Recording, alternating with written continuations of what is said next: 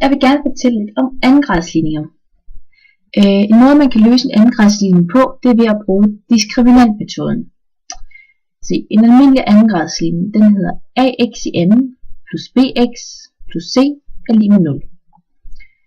Og så har jeg brugt det eksempel for opgave 1, opgave C, der hedder 3x i anden plus 18x minus 21 er lig med 0.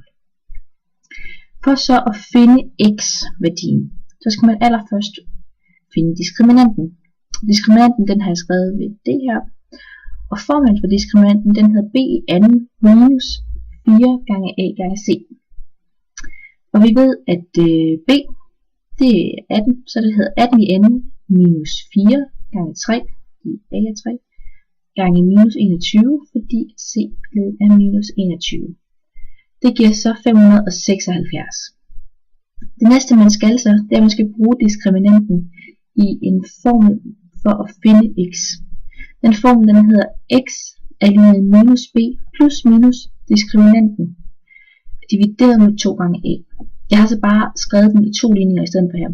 Først har jeg skrevet en ligning hvor man minuser diskriminanten med minus b, og bagefter var jeg plusser diskriminanten med minus b. Så der kommer altid 2 x'er, kan man sige. Så x1, der har jeg sagt minus 18 minus kvadratroden af 576 divideret med 2 gange 3.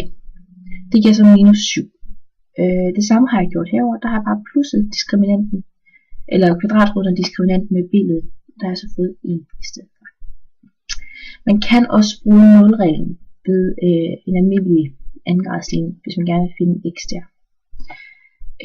Hvis man så har specielle andengradsligninger, altså ligninger, hvor der mangler enten b eller c-ledet, som for eksempel i opgave b her, fra opgave 1, der mangler både b og c-ledet faktisk.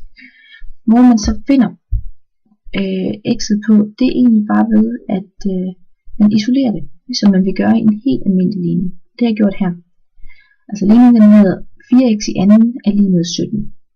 Først har jeg så divideret 4x i anden med 4 for at få 1x i anden. Og det samme skal jeg så gøre på den anden side af ligningstegnet. Det har så givet, at jeg har fået x i anden er lig med 4,25. For at få x i anden ud af billedet, kan man sige, så skal vi sætte det i kvadratroden. Det der står på den anden side. Det vil sige, at vi har fået et x, der hedder 1x er lig med 2,06. Vi skal bare huske, at når det står i anden, så kan det også være minus, fordi minus gange minus giver plus. Så derfor så kan det også være, altså det har 2 muligheder. Så kan den også hedde x i anden er lig med minus 2,06. Tak for nu.